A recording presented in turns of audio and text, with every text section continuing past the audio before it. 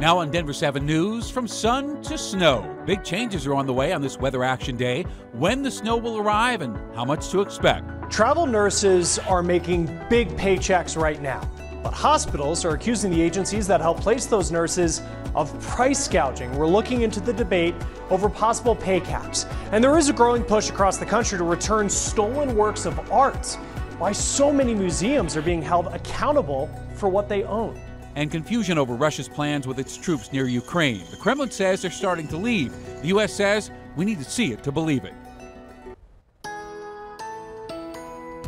And we start off with a live look outside on this Weather Action Day. This beautiful sun and warm weather are moving out. Going to be replaced with clouds and cold. Let's begin with Denver 7's Katie LaSalle to tell us about the big changes. Hi, Katie. Hey, Shannon. Yep, a storm is coming. This afternoon it was mild, partly to mostly cloudy skies. Will stay dry tonight through tomorrow, but the National Weather Service has issued a winter storm watch in effect from Wednesday afternoon through early Thursday morning. All areas shaded in blue from Fort Collins to downtown Denver, south through Monument and Castle Rock. This evening, though, expect partly cloudy skies. 9 o'clock, 41 degrees. Overnight lows will gradually fall to the mid to upper 20s by early tomorrow morning. So a cool, mostly cloudy start to the day. We'll stay dry for the first half. We'll start to see a little mountain snow pick up, but it's mainly going to be tomorrow afternoon. As you can see, this cold front racing into the state. It'll bring widespread snow to the metro area. We'll talk more about snow totals, how much your neighborhood can expect coming up. A little bit. Thank you, Katie.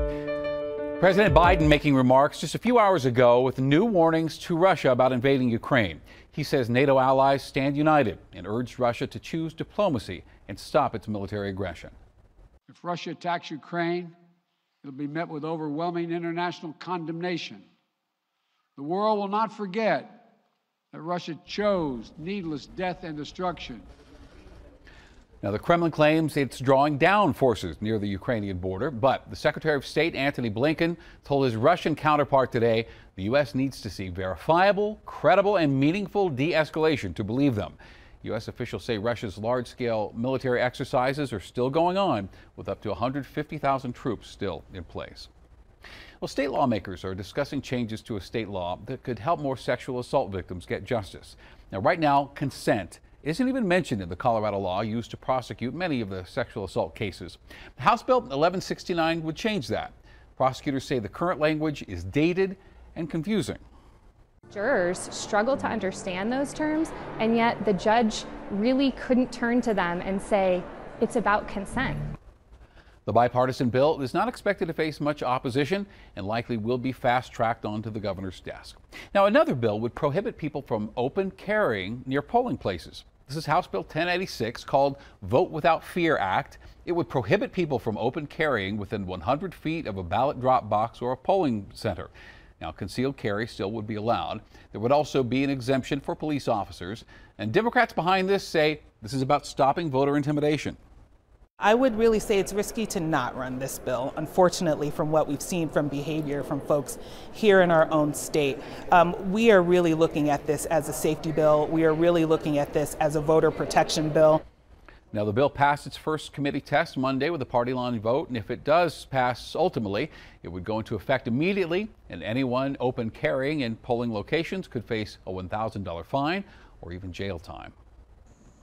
9 families of victims in the Sandy Hook school shooting reached a settlement with the gun manufacturer Remington today.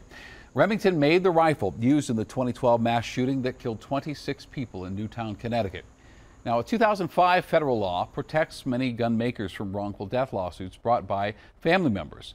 But attorneys for the Sandy Hook families argued the company was partially responsible because of its marketing strategy. The settlement is worth $73 million. The federal government has invoked the Emergencies Act to supplement provincial and territorial capacity to address the blockades and occupations. Canadian Prime Minister Justin Trudeau there taking drastic action to end the so-called Freedom Convoy protests that have clogged U.S.-Canada border crossings and snarled commerce. He's invoking Canada's Emergencies Act for the very first time. This gives the government broad powers, including the ability to freeze bank accounts linked to protesters. Now, protests over vaccine mandates have been going on near U.S. border crossings and in Canada's capital for weeks now. Now, a sizable group does remain in front of Canada's Parliament. The CDC says that pregnant women should get the vaccine, and today the agency has new data on how it could also benefit the child. The CDC found that women who received both doses of the vaccine while they were pregnant passed on immunity. Infants in this situation were 61% less likely to be hospitalized with COVID. The agency is still gathering data on moms who were fully vaccinated before getting pregnant. I wasn't even in the hospital setting. I didn't know if I would believe these people when they tell me what went on, actually. We do see people that die, but not as often as this. Now, at this point in the pandemic, it is no secret the emotional toll that caring for COVID patients has taken on nurses, and that's been mixed with burnout and staffing shortages.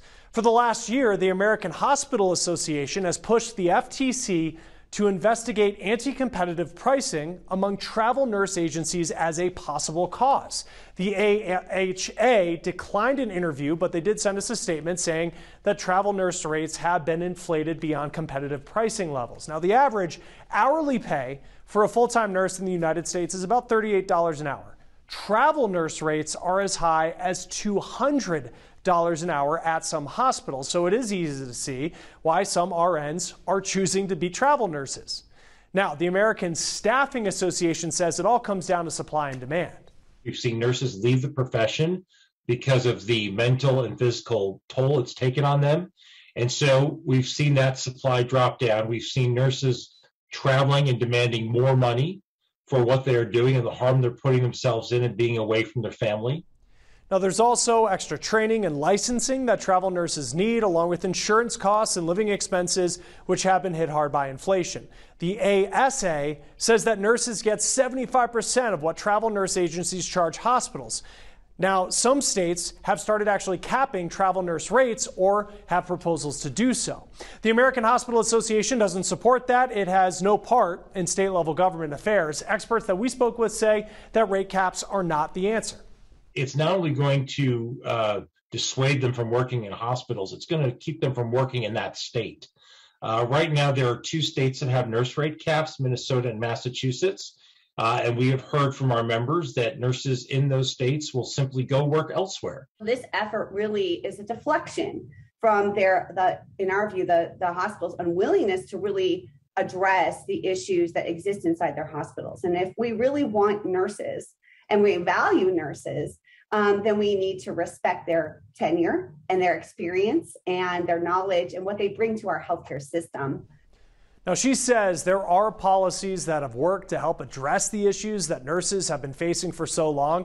California has a ratio law which says a certain number of nurses have to be on the floor with a certain number of patients. National Nurses United says that they have seen nurses return to hospital settings after this was implemented.